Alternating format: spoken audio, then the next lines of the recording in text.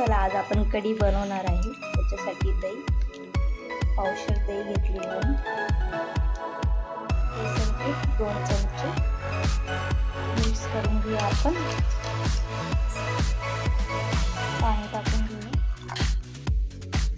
अजून पाणी टाकू थोडंसं. परत मिक्स करूया. झालं आपलं सगळं मिक्स. आता फोडणी देऊया आपण. तेल टाकून झालं आपलं. जिरं, ठेचलेला लसूण, कढीपत्ता,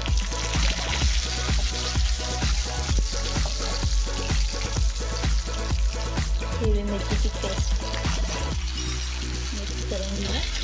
हळद, मिक्स केलेलं दही टाकूया. मिक्स करून मीठ अर्धा चमचा,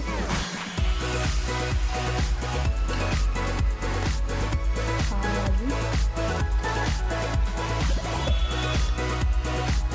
साखर चिमूटभर. 5 मिनिटाचं उकळू देऊ आपण. बघा झाली आपली कढी. आता आपण सर्व करू. ही बघा कढी कशी वाटली. तुम्ही भाताबरोबर आपल्या खाऊ शकता. कशी वाटली, आवडली